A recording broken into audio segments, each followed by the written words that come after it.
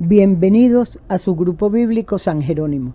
Soy María Eugenia Correa Guisáiz, teóloga de la Universidad Pontificia Bolivariana.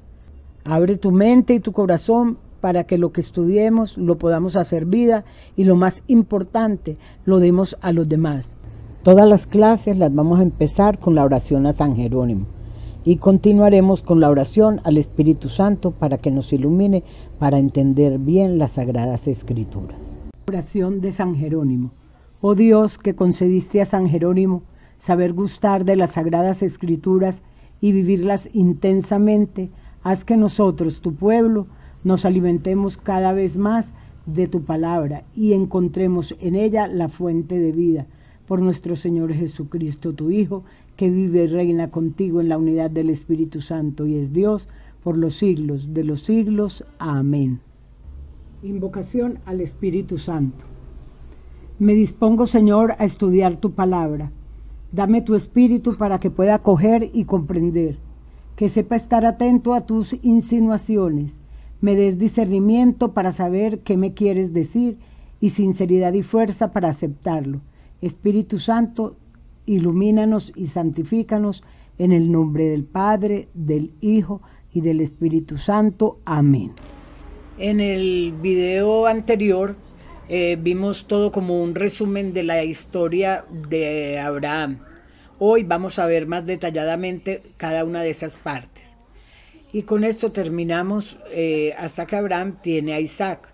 O sea, los capítulos del 12 al 23, al 22, perdón. Del 12 al 22. Entonces, vamos a empezar ya cuando el Señor llama a Abraham y le dice que deje la tierra y todo esto. Entonces vamos a verlo, pero ya con citas bíblicas. Cuando Ismael estaba a punto de pasar de niño a hombre, a los 13 años en la cultura hebrea, Dios habló de nuevo a Abraham para confirmarle la promesa, pero le señaló que la promesa no vendría a través de Ismael, sino de un hijo que tendría con su esposa Sara, como veremos más adelante, y lo podemos ver en el capítulo del Génesis, capítulo 17, versículos del 1 al 2. Para comenzar, Dios le dice: camina en mi presencia y sé perfecto, como dice en Génesis capítulo 17, versículo 1b. Debemos tener siempre presente que Dios anda con cada uno de nosotros. Él está aquí con nosotros, está contigo en cada momento de tu vida. Él ve todo lo que hacemos y conoce todo lo que pensamos y sentimos, hasta nuestros más ocultos pensamientos. Debemos vivir de acuerdo a esta presencia constante de Dios en nosotros. Esto nos ayuda a ser perfectos. Ser perfecto no significa estar libre de errores, sino que significa ser santos, hacer la voluntad de Dios. Le cambia el nombre Abraham por Abraham, es decir, el Padre exaltado. Ahora lo llama Padre de muchas naciones. Cuando en la Sagrada Escritura hay un cambio de nombre, es señal de cambio de misión. Le promete una dinastía de reyes para siempre. Yo te haré crecer sin límites, de ti saldrán naciones y reyes de generación en generación, como dice en el Génesis capítulo 17, 6. Y finalmente sella su alianza solicitando la circuncisión como señal de la alianza. En esta ocasión Dios se presentó con un nuevo nombre, Dios Todopoderoso. En hebreo, el Shaddai. El Señor quería hacerle saber a Abraham que él todo lo puede, pues le va a prometer algo que parece imposible. Tendría un hijo de Sara, quien no solo era estéril, sino de edad muy avanzada. El Señor vuelve a confirmar el pacto, le dará descendencia y tierra, pero en esta ocasión el Señor va a pedir algo de Abraham. Anda delante de mí y sé perfecto. 17:1. Perfecto en hebreo es tamín. También significa íntegro, completo, sin defecto, sin mancha, sincero, verdadero. Dios no le había pedido a Abraham que fuera íntegro antes de hacer el pacto. Más bien lo puso a dormir en el pacto entre las partes. Él solo tenía que creer en Dios. Sin embargo, de este momento en adelante, Dios espera que él actúe en base al pacto y busque ser íntegro delante de Dios. Esto es lo mismo que Dios espera de nosotros hoy. El Señor no exige que hayamos sido perfectos en el pasado para establecer una relación con nosotros. Aun siendo pecadores, Él nos amó y nos salvó, como dice en Romanos capítulo 5, versículo 8. Pero cuando lo reconocemos como nuestro Señor, de ahí en adelante Él espera que caminemos en integridad. Bueno, vamos a ver la confirmación del pacto. Dios vuelve a confirmar el pacto que ya había hecho con Abraham, pero añade varios elementos. El primero lo hará padre de muchas naciones. Lo podemos ver en el Génesis 17, capítulo 17, versículos del 3 al 5. Recuerden que todas esas citas que doy son para que las vayan buscando en la Biblia y las lean. Aunque también aquí en el video los pueden ver en las imágenes. Segundo, entre sus descendientes habrá reyes. Lo podemos ver Génesis capítulo 17, versículo 6. Y el tercero, Yahvé será tu Dios y de tus descendientes. Eso lo podemos ver en Génesis 17, 7. El cuarto es, la tierra de Canaán será su posesión para siempre. Lo podemos ver en Génesis capítulo 17, versículo 8. Esto es lo que Dios se comprometía a darle a Abraham. En cuanto a Abraham, esto es lo que esperaba de él. Lo podemos ver en Génesis capítulo 17, versículos del 9 al 14. Bueno, la circuncisión es lo que Dios pidió de Abraham y descendencia como señal de pacto. Si lo pensamos, la petición de esta señal era algo raro, ya que las señales generalmente deben ser visibles para todos, pero en este caso era algo privado que solo ellos podían ver. Esto hace suponer que la señal es como recordatorio para la persona misma. Por otro lado, Dios pidió la circuncisión como señal porque tiene relación con la simiente del hombre, con la descendencia. El pacto no será solo para Abraham, sino para toda su descendencia. Es un pacto multigeneracional que se transmite como una herencia de generación a generación. La circuncisión es el recordatorio que Dios prometió que a través de su simiente vendrá la bendición a todas las familias de la tierra. Esto lo podemos ver en el Génesis capítulo 12, versículo 3 y en el Génesis capítulo 26, versículo 4. Abraham y su descendencia se habían comprometido con Dios. Yahvé sería su Dios y ellos su pueblo. Ellos llevarían la señal de la circuncisión, así como un hombre casado lleva su anillo de compromiso. Como lo podemos ver en Deuteronomio capítulo 30, versículos del 5 al 6. Y el Señor tu Dios te llevará a la tierra que tus padres poseyeron y tú la poseerás, dice así. Y Él te prosperará y te multiplicará más que a tus padres. Además, el Señor tu Dios circundará tu corazón y el corazón de tus descendientes, para que ames al Señor tu Dios con todo tu corazón y con toda tu alma, a fin de que vivas. La circuncisión no es el pacto en sí, sino que simplemente es la señal del pacto en el cual Dios promete a Abraham darle una simiente, y esa simiente será de bendición para todo el mundo. Pablo explica que esta simiente prometida es Jesucristo. Jesús es el descendiente de Abraham, quien trae bendición al mundo. ¿Pueden tomar los gentiles partes de la promesa hecha a Abraham o solo los de la circuncisión? Pablo lo explica claramente en Romanos capítulo 4, versículos del 9 al 13. Y en Efesios capítulo 2, versículos del 11 al 14.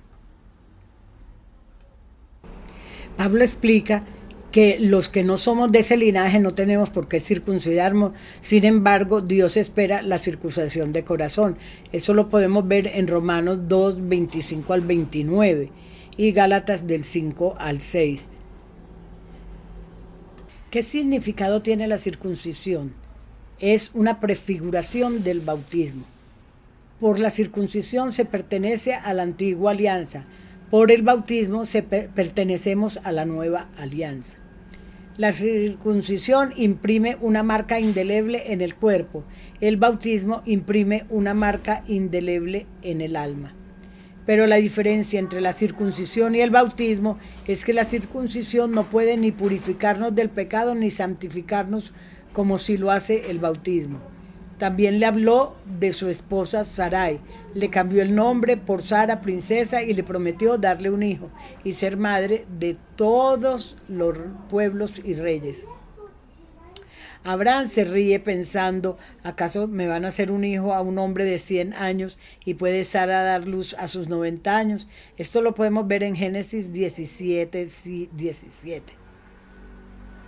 Tan pronto como Dios se lo ordenó, Abraham obedeció y se circuncidó él y también a toda su casa, como lo podemos ver en el Génesis capítulo 17, versículos del 22 al 27. Todos ellos fueron circuncidados siendo ya grandes, pero a partir de ese día los demás hijos serían circuncidados al cumplir los 8 días de nacido, como lo podemos ver en el capítulo 17, versículos del 10 al 12. Luego de la confirmación del pacto con la señal de la circuncisión, a Abraham le fue cambiado su nombre a Abraham, padre de muchas naciones. Lo mismo sucedió con Sarai. Ambos iban a ser una nueva persona.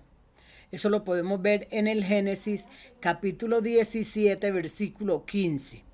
Ambos nombres vienen de la misma raíz, Sar, capitán, jefe, gobernador, príncipe, pero tienen diferentes implicaciones.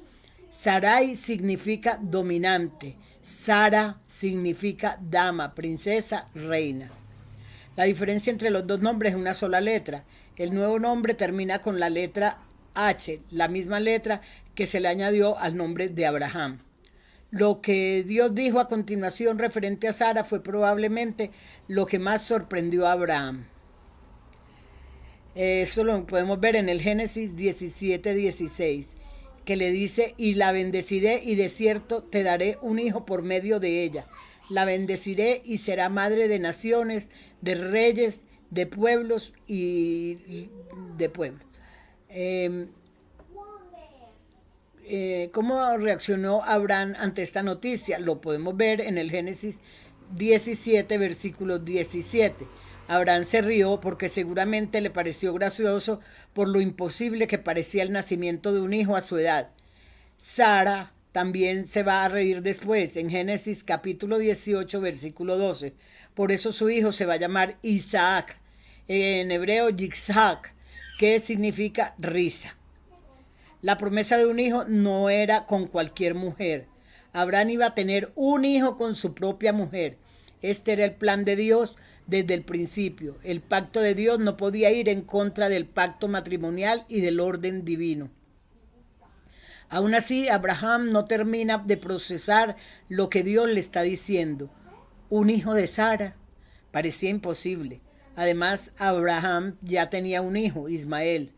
No podía Dios cumplir su promesa a través de él, como lo vemos en el Génesis 17:18. Pero Dios le aclaró, Ismael no era el hijo de la promesa, su hijo vendría de Sara, tal como debía ser, como lo vemos en el Génesis capítulo 17, versículo 19. Lo que Dios estaba diciendo a Abraham parecía imposible, por eso Dios se presentó al principio como el Dios todopoderoso, que en hebreo es El Shaddai, para quien todo es posible, como lo vemos en el Génesis capítulo 17, versículos del 1 al 2.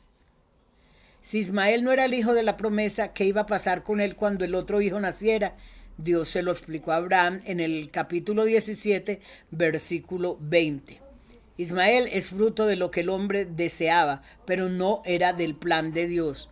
Aún así, Dios escuchó el clamor de Abraham y le aseguró que lo bendeciría. Sin embargo, no iba a formar parte del pueblo de Israel, sino que su descendencia formaría otra nación.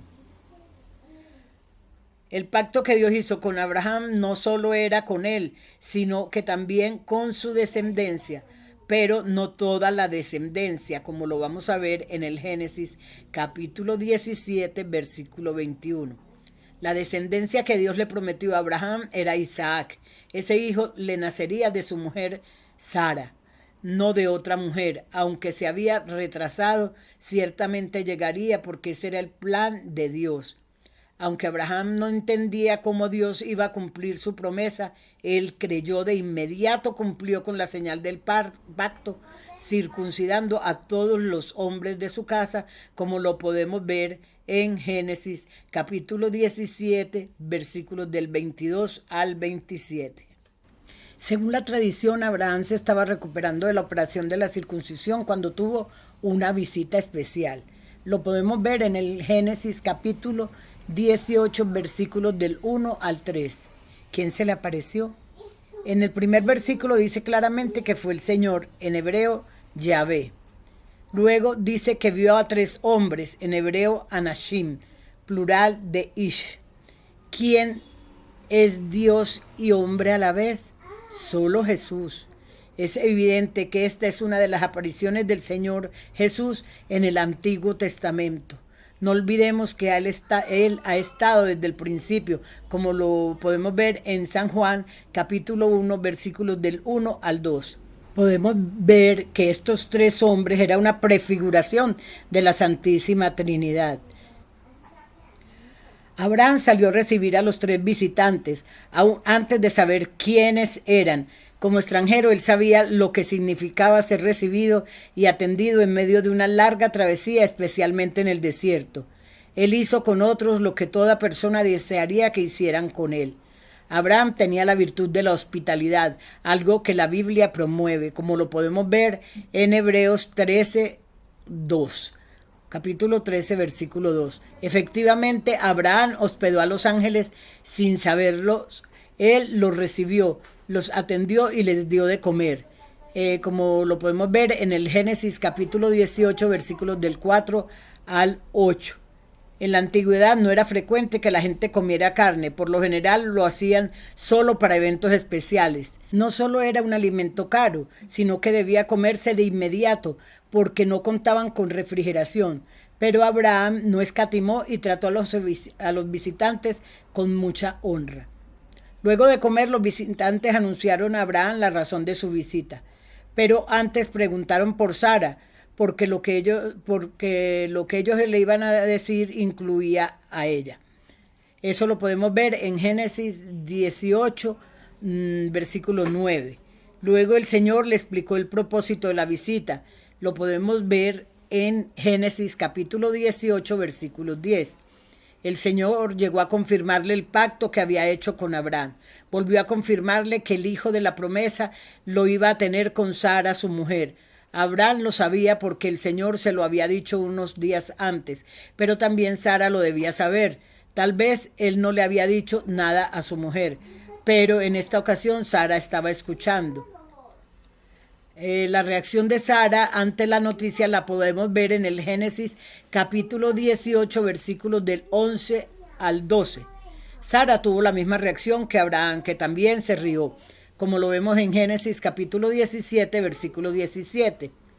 El Señor se había mostrado a Abraham como Dios todopoderoso, pero también quería hacerlo saber a Sara.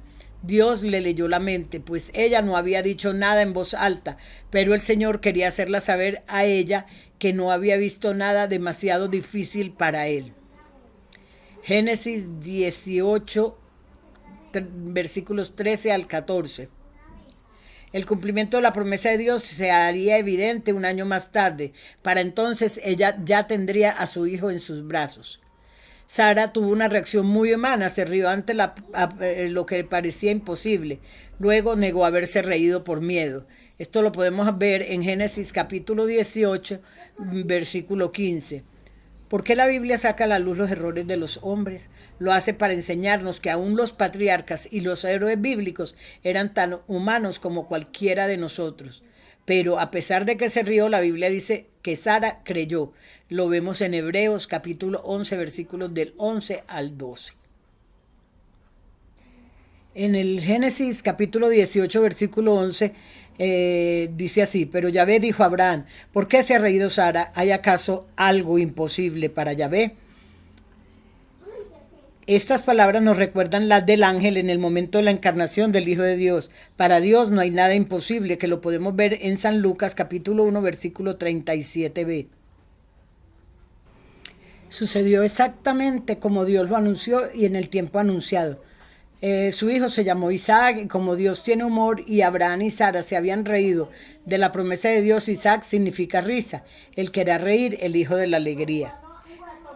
Pero entre el anuncio que hace Dios de la concepción de Isaac y el nacimiento de este, sucede un hecho muy importante e impresionante: la destrucción de las ciudades de Sodoma y Gomorra, que siguen a continuación.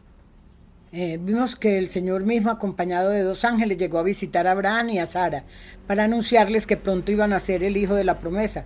Justo antes de marcharse, el Señor le anunció otro de sus planes, como lo podemos ver en el Génesis capítulo 18, versículos del 16 al 17. Dice así: entonces los hombres se levantaron de allí y miraron hacia Sodoma, y Abraham iba con ellos para despedirlos. Y el Señor dijo: ocultaré a Abraham lo que voy a hacer.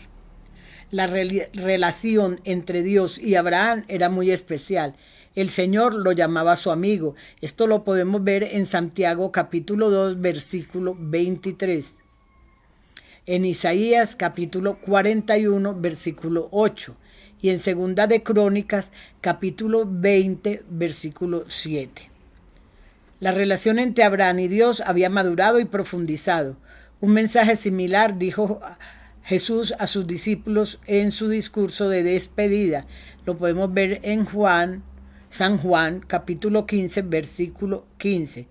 Como amigo del Señor, no le iba a ocultar a Abraham lo que iba a hacer a continuación, especialmente porque esto iba a afectar a su sobrino Lot. Lo podemos ver en Génesis, capítulo 18, versículo 17 al 19. El preámbulo a la exposición de sus planes es muy importante. Dios le confirma lo que él hará y también revela lo que espera de Abraham. Dios le dará descendencia, la cual formará una nación grande y poderosa que traerá bendición a todas las naciones de la tierra. Esto es lo que cumplirá Dios. Luego menciona la parte que Abraham debe cumplir. Abraham mandará a sus hijos a guardar el camino del Señor. Si Abraham cumple su parte, el Señor cumplirá todo lo que él le prometió. Esto lo podemos ver en el Salmo 25, versículos del 12 al 14. Y un mensaje similar recibieron los descendientes de Abraham 400 años después, en Deuteronomio capítulo 11, versículos del 18 al 28. Luego de ver por qué Dios le iba a revelar a Abraham sus secretos, le compartió cuáles eran sus planes. Esto lo podemos ver en Génesis 18, versículos del 20 al 21. De los lugares donde había gran pecado salió un clamor.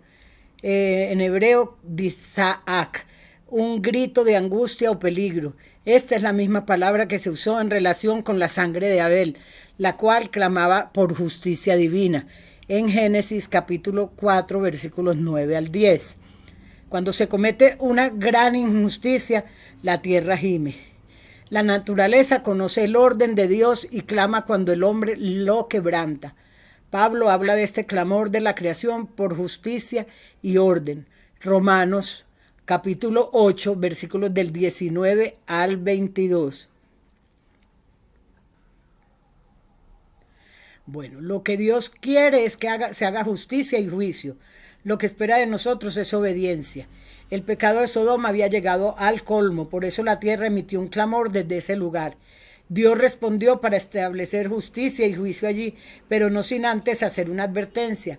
Aún a Caín Dios le dio la oportunidad de explicarse y arrepentirse, pero no la tomó, sino que se excusó y siguió como si nada hubiera pasado.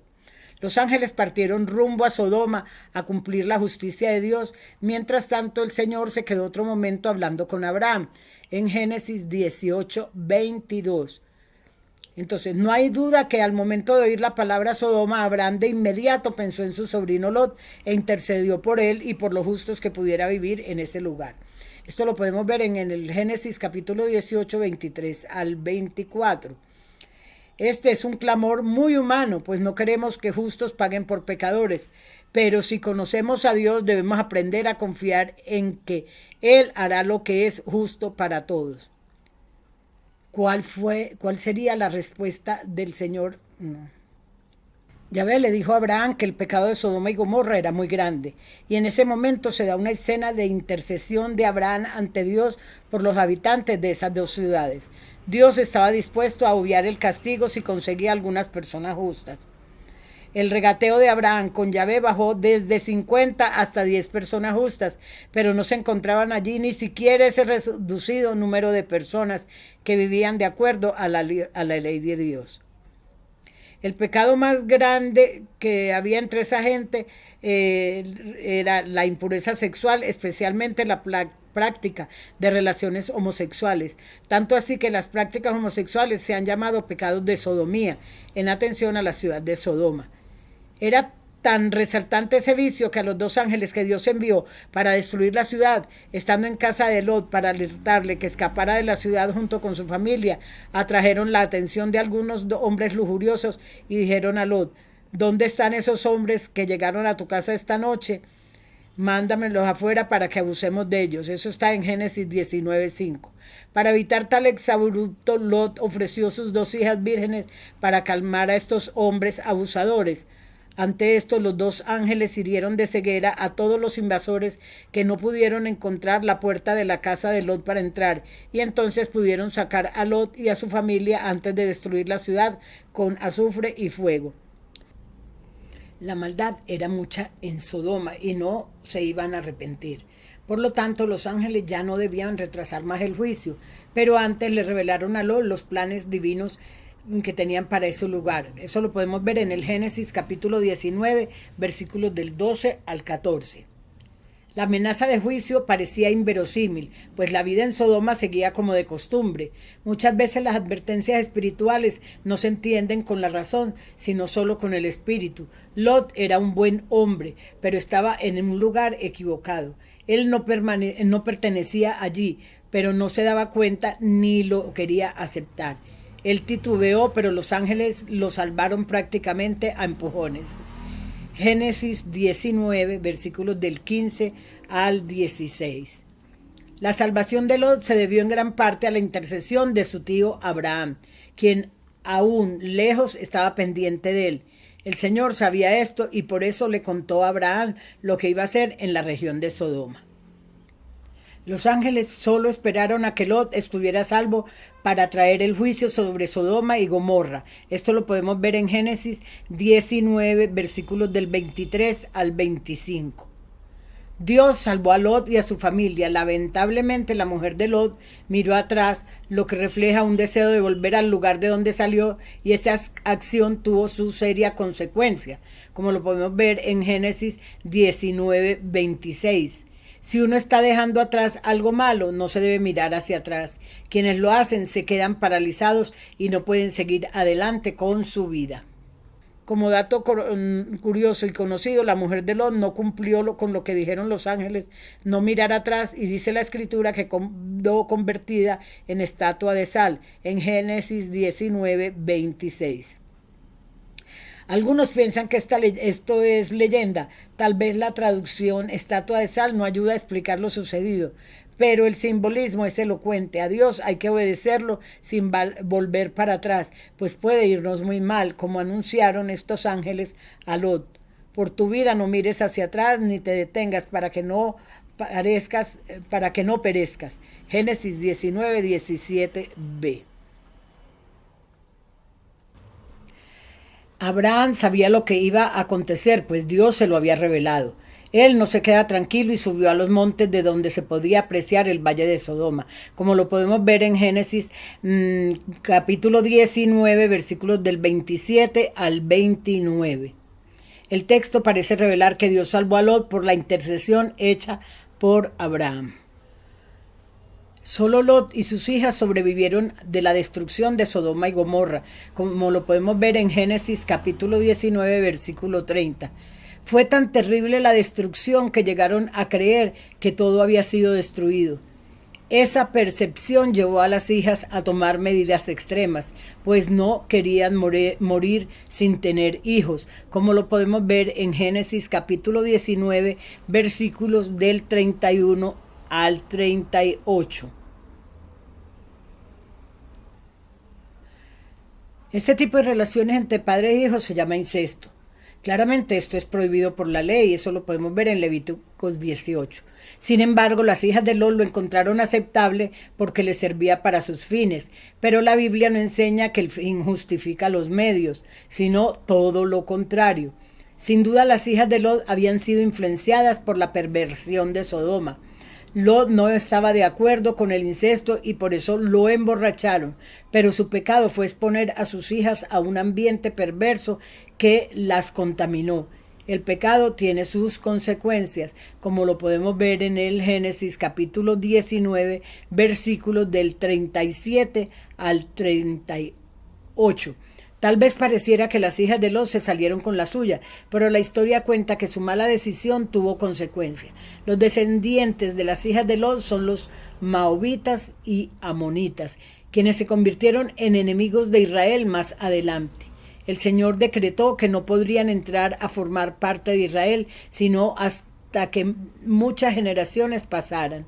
Esto lo podemos ver en el Deuteronomio capítulo 23 del 2 al 4, que lo veremos más adelante. Las enseñanzas que podemos sacar de este pasaje de Sodoma y Gomorra son: la primera enseñanza es la de la gravedad de los pecados de sexo desordenado e ilícito, sea cual fuere el tipo de práctica de que se trate, homosexuales, heterosexuales.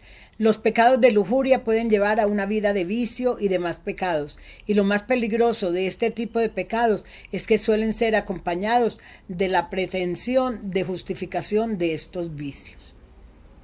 Es lo que está sucediendo en nuestro mundo actual, muy parecida a la situación de Sodoma y Gomorra.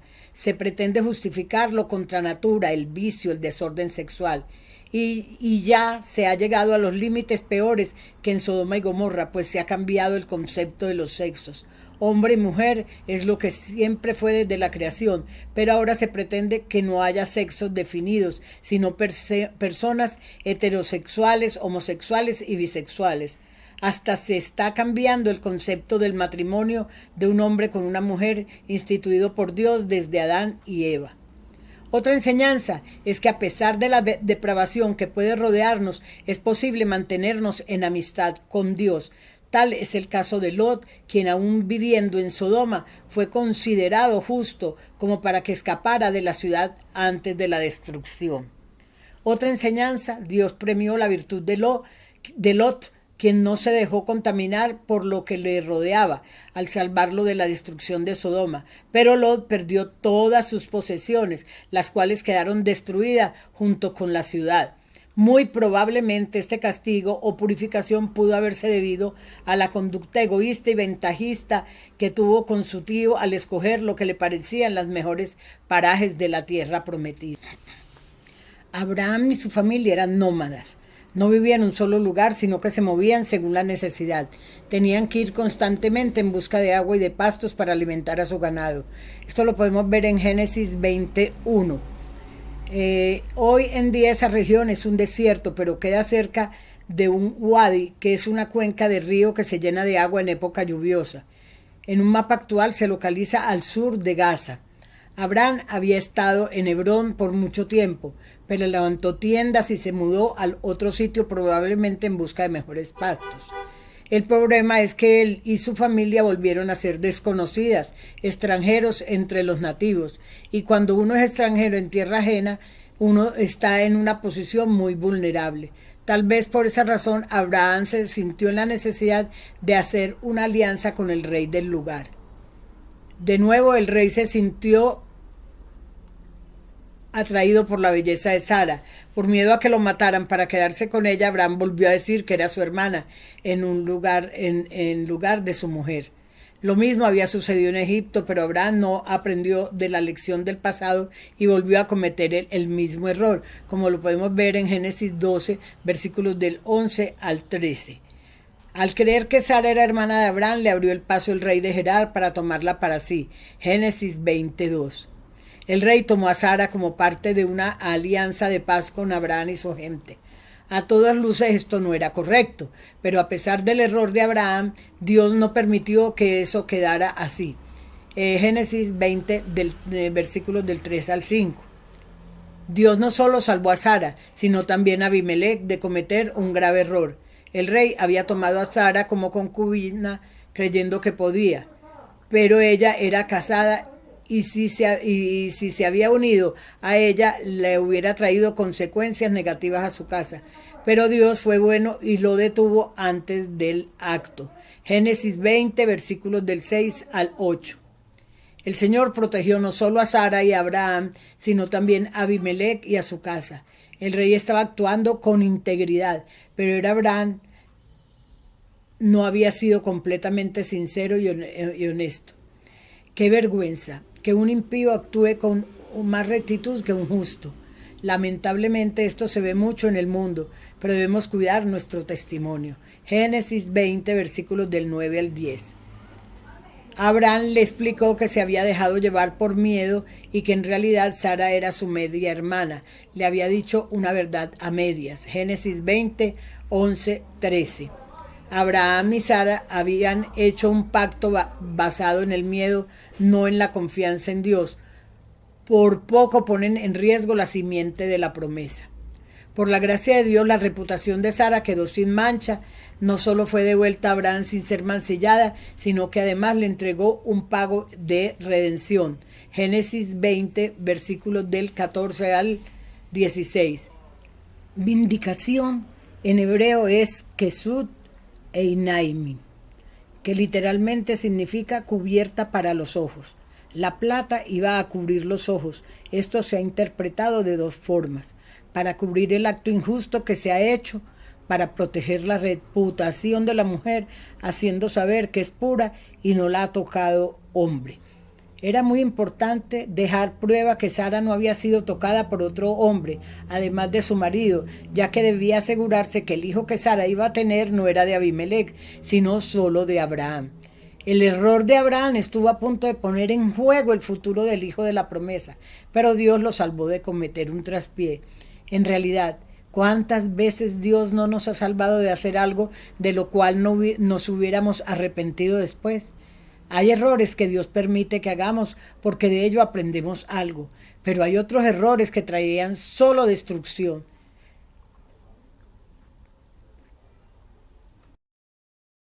Oración final. Señor Dios Padre Todopoderoso, queremos imitar a Abraham, nuestro Padre en la fe. Su fe fue muy grande y muy firme. Queremos creer que todo lo que nos has revelado, Señor Dios nuestro, y todo lo que tu iglesia nos enseña. Ayúdanos, Señor, a rechazar las dudas de fe y los cuestionamientos a la verdad que tú nos has revelado. Danos una fe inquebrantable que nos ayude a no vacilar ante todas las informaciones que nos llegan y todas las situaciones que podamos encontrar en el camino. Danos una confianza plena en tus perfectos designios.